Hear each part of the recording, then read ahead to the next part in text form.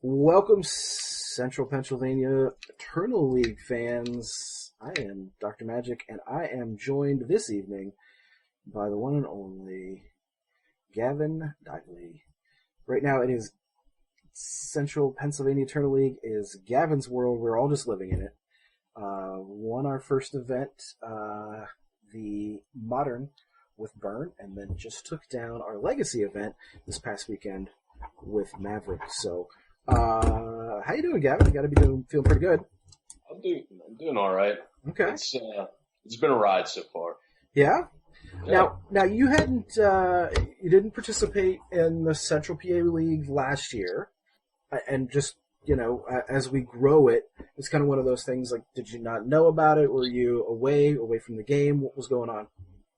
I just moved up from Georgia, and my daughter was born about a couple months whenever y'all started, because I remember Drew posting about it. That's the only answer that I got. I was busy with my little girl. Yeah, man. Family first. Yep. Yep. Gotta be. So now this year you've gotten involved. Is that Drew kind of threw you in the car? I'm a big Eternal player, so anything that's Eternal wise, I'm more interested in than Standard. So I wanted to be part of something around the surrounding area. Due to I don't go to much GPs, I don't go to many opens as it is, since family life, but also I want to make a rep around here and try to get people to know who I am, and make friends, and try to spew theories amongst each other. I think that's my main goal, is just make friends and share magic knowledge amongst each other. That's it. That's awesome. Now tell us a little bit about your background in the game. How long you've been playing, and how you got started, and how you got to this point. Started back in between New Phyrexian and New Phyrexia M12. This was whenever M12 was just released. There was a couple kids that I worked with. They introduced me into the game, and that's basically it. I started going to local shop, started doing Friday night drafts, and that's where I actually learned how to play Magic, was drafting. Yeah, I think drafting is one of those. If you're going to call yourself like a good Magic player, I think you have to be. It helps in deck building. It helps in card selection, and it's obviously a great equalizer for those of us who have been playing the game for so long and have stores of cards. When you get against somebody who doesn't, it's always great to be like, okay, well now, instead of me matching my collection against your collection, let's match our wits and see who's a better deck builder, deck player. Yeah. Yeah. So when did you get into Eternal then, and how did that come about? The group that I was hanging around with, I was actually pushed into it. It wasn't I was more into Commander, casual play, doing a little bit of Standard here and there. But I had a couple of my friends just pushed me into it. They're like, yo, you need to get in Legacy. Legacy is where it's at. They showed me a couple things. I didn't know what the hell was going on, because I was a relatively new player. And this was back in between Innistrad and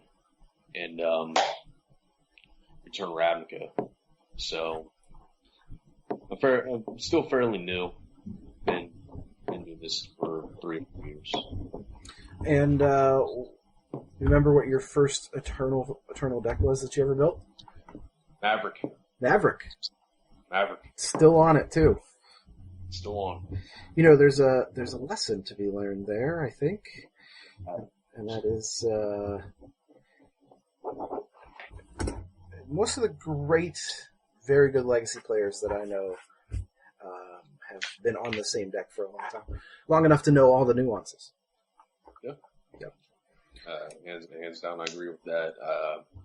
I think whenever you put your time and dedication into something, you're gonna reap the rewards. And that's the way I look at it. I mean, standard, you don't really have that option. So, in modern, it's a hit or miss.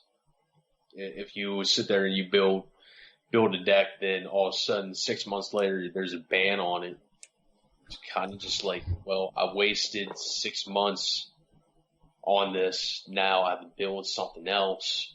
Even though I know the knowledge of the meta, I don't know what to do now.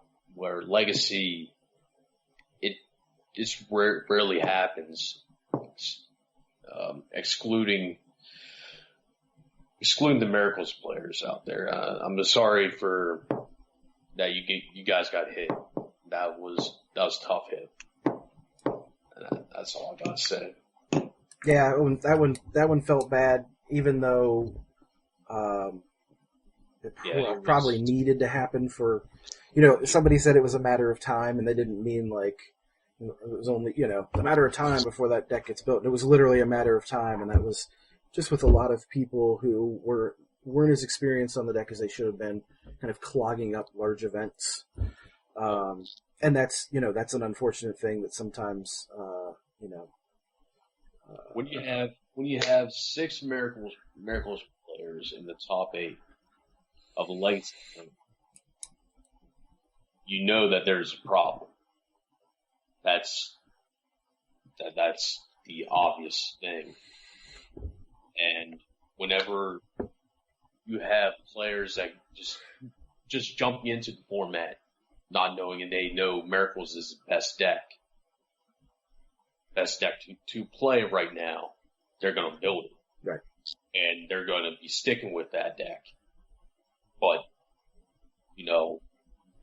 you have to, since it's buying top takes time. I mean, I played top and commander, and trying to evaluate my time and resource my time it still takes me time. Yeah. So if a new player jumping in Legacy takes 30 seconds to top, that's not good. You need to be 10 seconds, even less, 5 seconds into it. Top, pick, put it back down. That's what it is. Right. Yeah, I think those good Miracle players almost thought about those top 3 cards as if they were in their hand. You know what I mean? Like, I know it's in my hand, plus I know what's on top 3. And that's, I think I recalled one time in 5 turns I was playing against somebody who was their first time they were playing Miracles, and wasn't at a big event. We were just kind of swimming around. Topped 9 times in 5 turns, and like every one of them took like 30 seconds. So, and if you extrapolate that out over, an event or a whole round, it's, you've got to play that deck. You got to play any deck. Yeah. To get good at them. So. Absolutely, but the problem is right now we have way too many combo decks that are. I mean, it's a good thing that D&T. I mean, the last the Legacy event in Vegas, right? It was only Delver decks and D&T. D&T won. Then there was like 4 Delver decks in the top 8, and there was 2 Lands decks. 2 Lands decks, which, as a Lands player, when I, we always kind of thought about Miracles as the sheriff. At least I did. You know what I mean? Like, yeah. It could have kept some of those like really degenerate type decks at bay. You know what I mean? Just because there's this big bad, the big bad voodoo man with Force of Will is going to get you, and then lock you out. In Lands, I was just worried because if the format turns into like this hyper aggro shit show, what's going to happen to a deck that kind of takes time. But the format has adapted well, and I saw a nice mix of decks on Sunday. Yeah, a little too many Reanimator decks, but still a nice mix outside of that. Yeah, a little bit way too many Reanimator decks. I agree with that, but there was a lot of health mix. You had Belcher, Big Red, Tezzerator. Yeah, I saw Tezzerator. Hell, Tezzerator is an awesome deck. Yeah. And somebody that actually decided, hey, I'm going to build Tezzerator, kudos to you, man. I tip my cap. Brandon Burdick played that deck. Yep. Plays in our shop. Yep. I played in round one, and he got me game one. Got me good. But yeah, I tip my cap to him. I mean, Tezzerator is an unrated deck, and that's what it is. What it is. I was surprised. One thing I was surprised was no elves. That's one thing I was actually surprised about was there was barely any elves. Yeah, I thought elves would be the deck that kind of jumped to the forefront. Yeah, it would have been elves or more D&T players there, but I only saw one Death and Taxes player there, and there was one blue-black reanimator, then two others were red-black, and yeah, I think Kevin Sherry was on Grixis Reanimator, and the other two were red-black, Dakota and Mike. Mm-hmm. Yeah. In fact, I think Kevin ended up in the top 4, and I think I was the only one to beat him. I beat him in round 1. I countered 27 of his spells in game 1.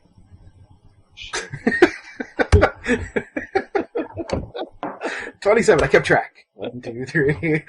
You just had a tally mark down there. I did. Counter it. Yeah. Yeah, it was fun. I didn't win much, but I had a good time. Yeah, Canadian Thresh. Let's see, what else was there? There was a bug. There was like bug. a bug control. Bug control. The reduced list. Yep. And then you have. We had Mud. Mud made top 4. Okay, that was an actual deck I was surprised about seeing. Yeah. I did not expect Mud. So there was a lot of variety. So why did you choose to play Maverick? I don't even know why I even picked playing Maverick, because Maverick is actually my first deck.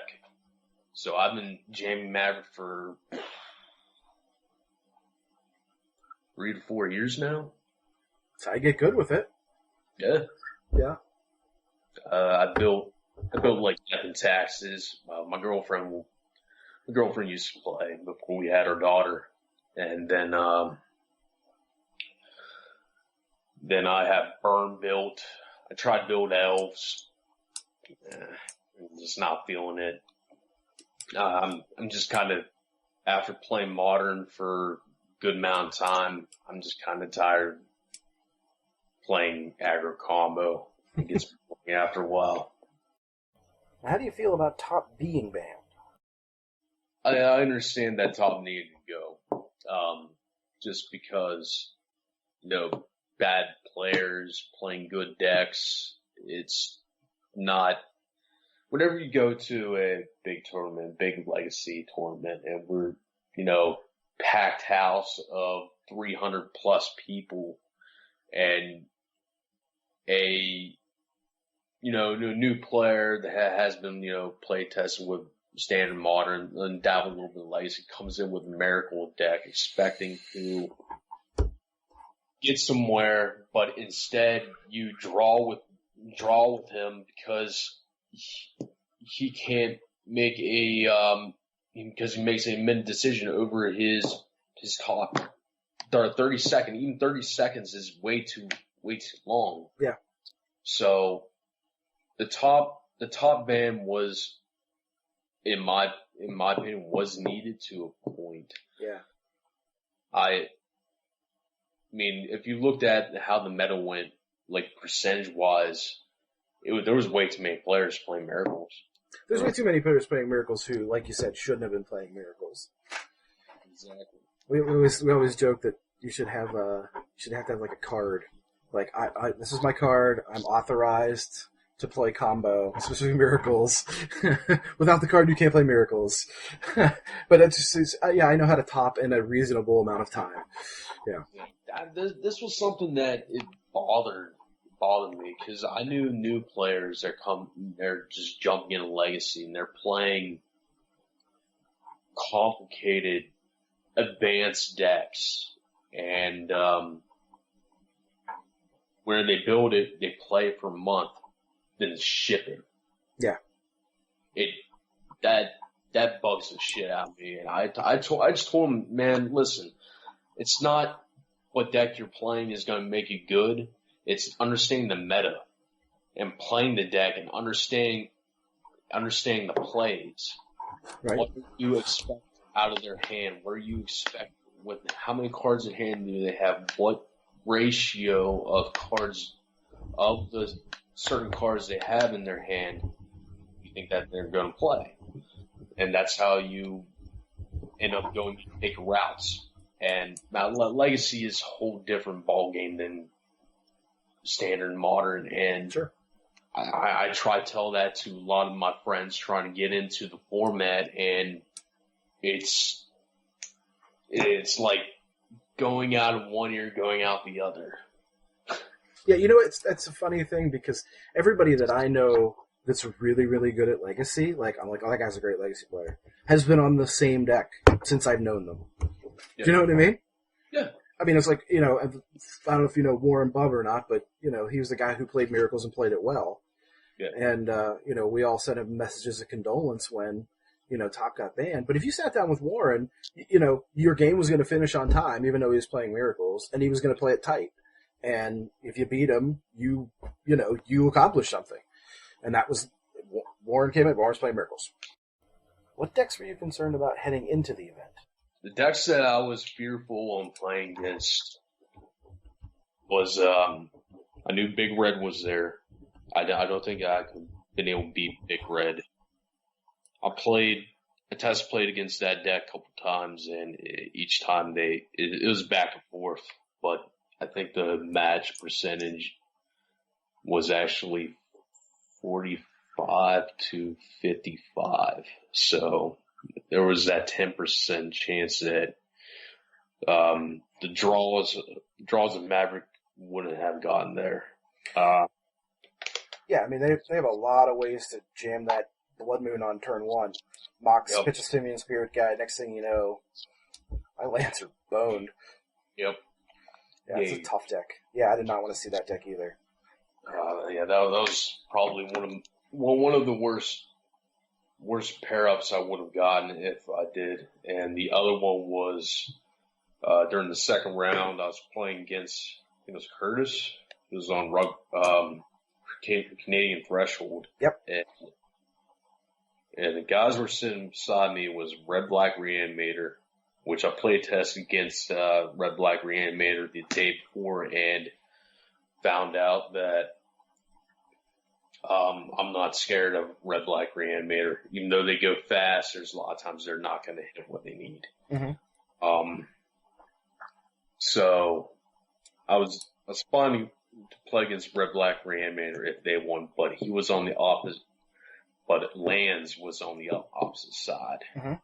And the Lands is not something I want to see. I don't want to see turn one Taiga into a Mox Diamond.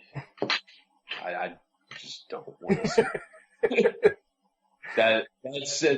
that's just like expiration. Oh, fuck me. You gotta be kidding me. Not a good time. Yeah, so it's a crazy deck to play. It's a fun deck. I gotta say, it's a fun deck to play. But on the receiving end of things, I have not figured out the actual line of plays with that deck. I have probably only played against Lands about 3 or 4 times, and I haven't actually sat down and test played hard against that deck. That's probably that deck, and probably just Lands is all I'm scared because I don't have any knowledge on that. How do you feel about the reserve list? Love it. I don't want to see a ban on it, and the people that sit there and say yes, there's a lot of cards on there that are worth a lot of money. Chains of Metropolis, or dual lands, so on and so forth. Got the Guy's Cradle. I don't think so, because I think that would actually ruin Legacy more than anything. You don't want to see him reprinted? reprinting? Nah. No? Nah. I don't want to see reprinting, nor do I want to see bands. Just have the way it is. If it gets, I think what they need to do is reinvent, but not make it obvious, but not make it too obvious type of deal. There was kind of like a joke that Mark Rosewater did, and it was towards a Torian Academy, I think. And he said, what if next Ice Age block will do dual lands being snow lands? So be tundra, or it'd be something along like dual land, snow land. Would it be, they said, would it be too overpowered? No, it wouldn't be too overpowered, because then right then there you can say, well, the reserve list is banned. Legacy has these new cards to play with. They're not affected by any. They're not affected by the reserve list at all. Yep. Yeah. Not affected by the reserve list at all. So, I mean, the only thing that would actually be a problem in my eyes would be the going of Guy's Cradle. I think Guy's Cradle, the elves taking that big of a hit, and Sarah Sanctum. Sanctum. Sanctum. Yeah. That there goes Enchantress out the window. Yeah. And that's, I don't know. I'm a fan of just let Legacy where it's at. Don't mess with it type of deal. I want to follow that topic a little down the rabbit hole too. And because one of the things that Wizards and their little lackey Star City has basically done is they basically took a giant dump on Legacy essentially. Yeah, they did. And again, you're talking about at the end of the day, Wizards is a company and they got to make money. I get it. With Star City. Right, so Star City, and so, I get it, sort of, but here's the thing. Okay, so we just had GP Vegas was one of the largest events, and I don't know, somebody said it was the largest, I don't know, I don't have exact numbers, and nor do I really care. All I know is the place was very well attended, and people who went there had a blast. Here's the thing. Okay, so the modern event at GP Las Vegas. Yeah. Do you have an idea of how many players there were? 500. 3,264 players. All right. Okay. So that's would you consider a pretty healthy? Yeah. That's a big event. Okay. We had a Legacy event that was there too. How many people do you think participated in that Legacy event? Man, I want to say 250. 2,656 people, according to MTG Top 8. Yo! 2,600 people came to Las Vegas to jam Dual Lands.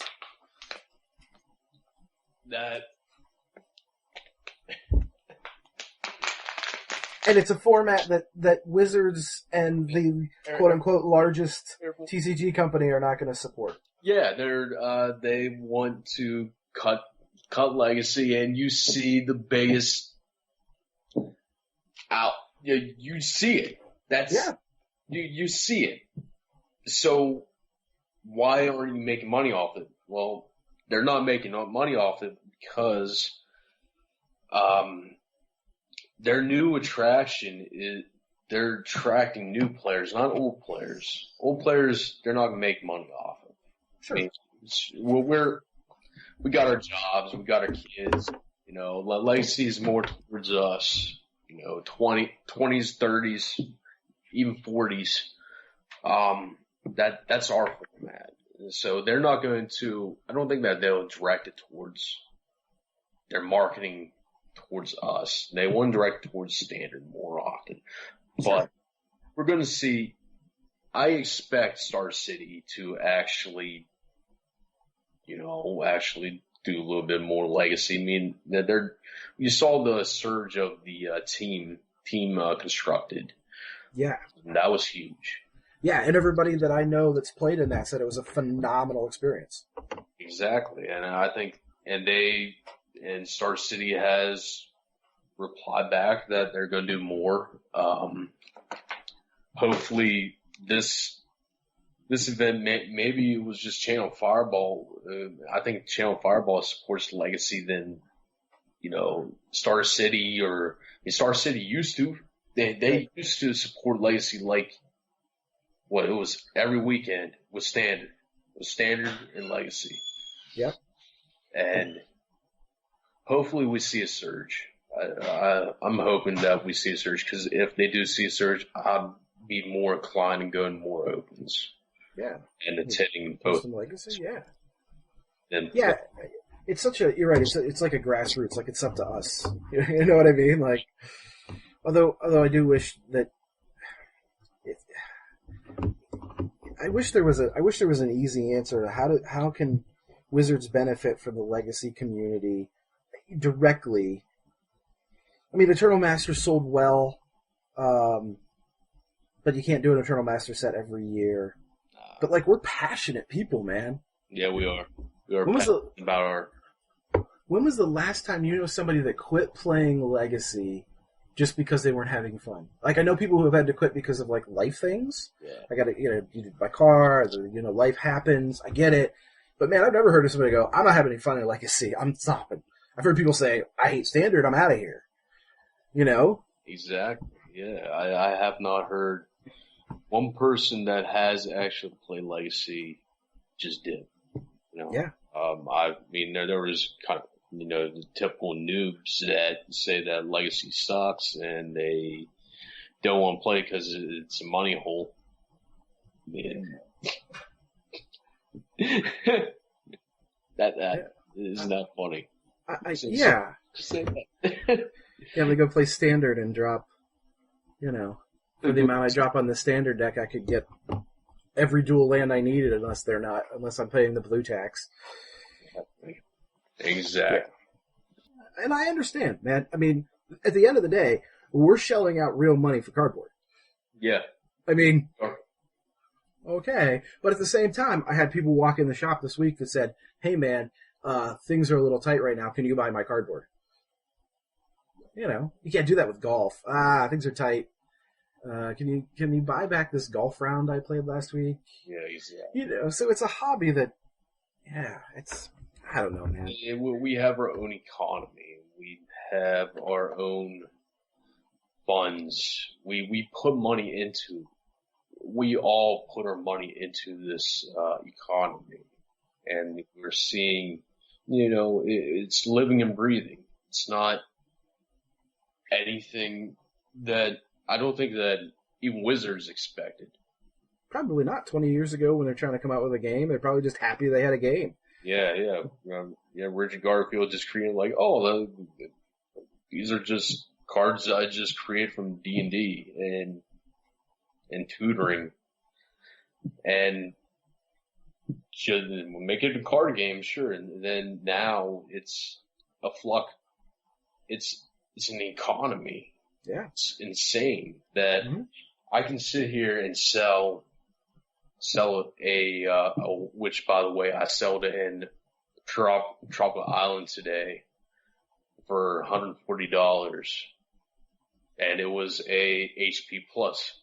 I just made $140. Yeah, I probably traded, 200x, but it was all standard modern cards. Mm-hmm. So, and modern, it fluctuates more than Legacy. Yeah. Legacy, you can build a deck. I always tell people who getting into modern to invest in staples, Go get your fetch lands. Go get your bolts. Go get your paths. Go get your inquisitions. Go get your Thoughtseizes. Yeah. Because no matter what the deck du jour is, you're going to need those. Should have added Street Race to that, because, man, that card's expensive. $11. Yeah, for a common. I mean, it's even worse if you want bubbles. That stupid card went from 10 to 20 to 40. To 50. That needs a reprint. That should get a reprint. Yeah, I think a lot of cards just need to reprint. Yeah, I mean, I love, and we talk about, a lot of the things that Wizards does, maybe not right, but one of the things that they deserve a lot of credit for was Modern Master 17. Yeah, Modern Master 17 was a fun format to draft, and one thing that I was actually sad about was us not being able to use Revolt from the Revolt mechanic that much in Standard. I think the fetch lands would do it. These new desert lands that just got spoiled, it might be a thing, but it's it's hard to say.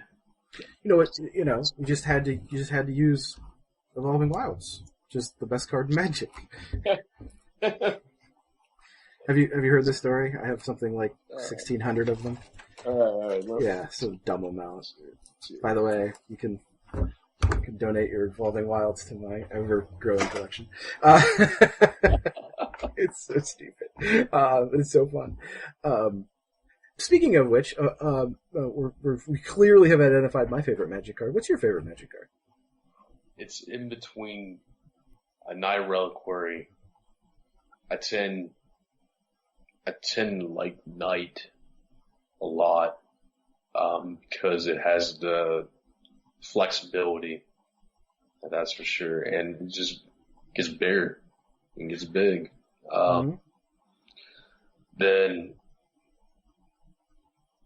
I think one of my favorite cards of all time was, I think it was I have it.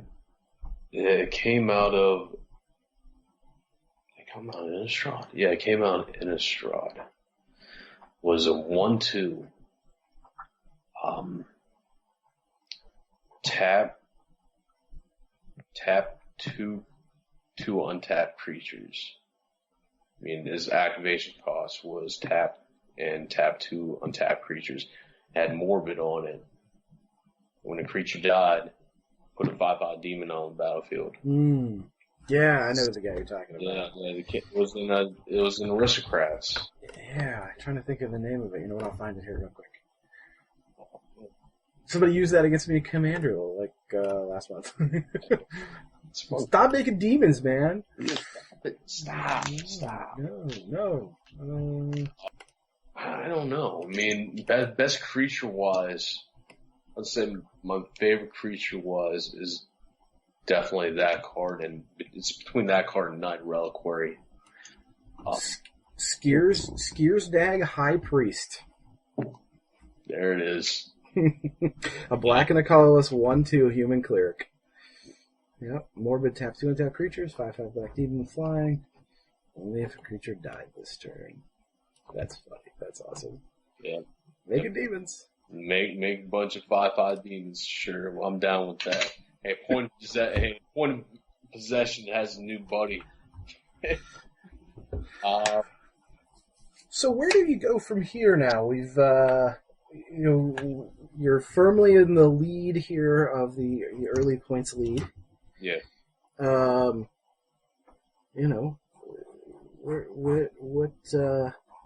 do you go? Where do you go from here? You gonna do some? You stick to what you know. Do a little innovating. What do you think? There is a little bit of innovation happening right now. Okay. I'm trying to finish out certain decks, but just so you know, I do have four decks in my arsenal for Modern. Okay. I have that, and I have 2 decks. Only have 2 decks. Well, I used to have 3. 3 decks for Legacy. And so what I'm doing right now is playtesting, just obtain more knowledge about the format, just watch players play. I mean, get to know, just don't even watch like what deck I'm watching that I'm going to be playing, but watch how other decks play. I think that's how I learned how to actually understand the meta and understand decks is how they play against certain decks and how they interact. So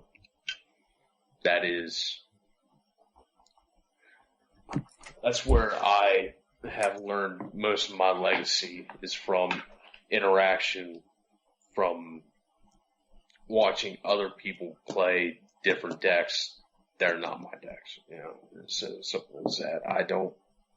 Then during my match, that's where I learn my information is for Maverick versus X. So I'll watching watch how X attacks, and then trying to think how does Maverick counteract that. Yeah, So I basically watch X and Y. So A is me, and X and Y is surrounding tables. I watch them. I watch their streams, their videos, all just constantly just fueling that information and understanding the whole play by play. So it ends up helping me understand not how to interact with it helps me interact with my opponent better whenever that deck is sitting across from me. I'm like, all right, so I know how this deck plays out. I know what they need to go over. I know what they're going to sideboard in, because that is the biggest part. It's not the game one, but the games after. Sure. Yep. Of course, you want to win that game one. Everyone wants to know. Everyone wants that game one, but the games 2 and 3 is the most important out of all, even the first one. You want to get the first one in, but the 2 and 3 are where you have to either make a stand, or you stand and fight, or you just steamroll. That's where you have to draw a line. Yeah. So I think post board is the most important, is the most crucial part of the game, in my eyes. Yep. That's most games are won or lost. We're having that conversation with some players at the shop today. Like, people are like, "Oh man, I don't even sideboard whatever." Man, sideboard is sideboards. Yeah, anybody can win a game one. Yeah. Yeah. It's that 15 card slot, man. When I was young and back in the day, it was the bowl, and they used to say anybody can throw a strike. Right? Yep. It takes skill to pick up the spare. Anybody can win a game one. Can you win game 2 and game 3? Yeah. Well, listen, man, I've had you on here a lot longer than I expected, but it's been a great conversation and a lot of fun. Oh, absolutely. Anything else you want to add before we wrap this up? I'll let you get to your lovely family there, since I know they're home. See you all on July 16th.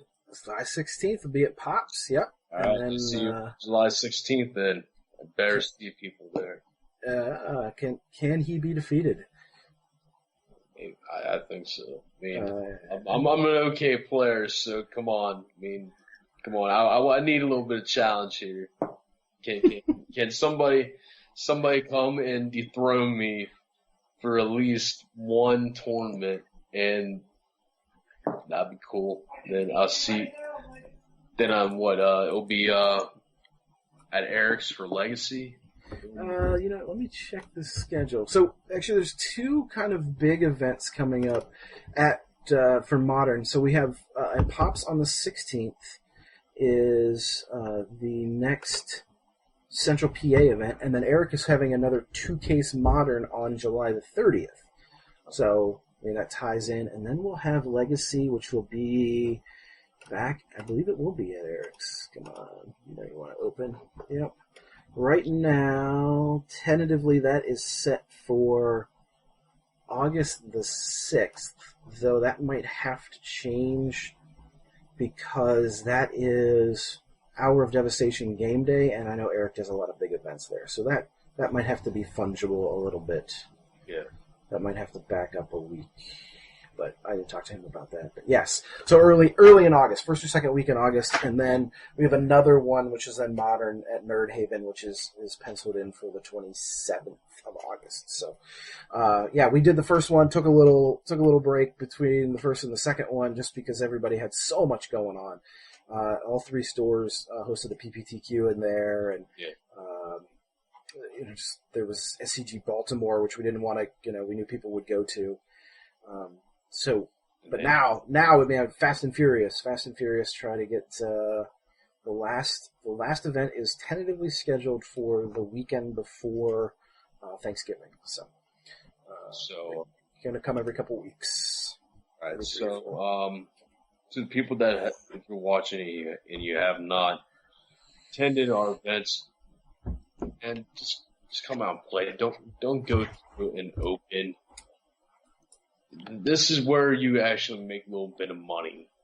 It's you go to a big event and you X2 drop and you go out and do side events. That's cool and all, but this is where you can actually make a little bit of money. It means make some store credit, go and get things that you want out of cards, and you actually compete in something that's worthwhile because there was already $200+ in the invitational pool. Mm-hmm. So what does that say? We have six? We have 7 more events. We have 7 more events. Uh-huh. So, and we could easily get over grand. Easily. Yep, I think that is the goal, as long as we continue to have the constant yep. And that's huge. I just hope that more people do end up coming out and play, because this is a lot of fun. I'm having fun. Yep. I don't want to go to no big event and waste $70 on an entry fee. I don't, and not see the reap of the rewards. It's kind of bullshit. So if you sit there and you put money into a deck and you built the deck, you put your hard-earned money into it, do something that's local. Yeah. Because this is where it matters. It's not about going on tour. It's not doing that, because let the big heads do it. We're not big heads. Let's just focus on our scene in our area. I love that you say that, because I always tell people, like, and I love that you're on the scene and challenging people, because I look down, so far we've had 39 players participate, which is about on par with what we had last year, which just means that it's going to continue to grow. Yeah. But I look at what's in the top, and obviously you're in first place, and I've done well in both events. Second place, Kurt Furman, who, oh, by the way, is a pretty decent player. Yeah. Chad Venemon is 1 overall at last year's Central PA, our Invitational, is in 4th place. Kevin McKee has come and played. Brent King. You look down and you're like, oh, well, Drew, who you and I both know is a good player, is 22nd. So, it tells you that you could come out and not have to travel as far as you would to like an open, not have to worry about all those logistics. Like you said, actually get a return on your investment, but also play against some people who are going to challenge you and make you better. Exactly. And that's what I'm hoping to see more people come out and play Legacy. Is I want to challenge everyone in our internal league, and I want to challenge everyone that decides on coming. I want you to bring your A game and play like you're happy, man. And that's all I gotta say. If you love this game, then come play. This is fun. This is a lot of fun. It is a lot of fun. And I've had a lot of fun talking to you tonight, Gavin.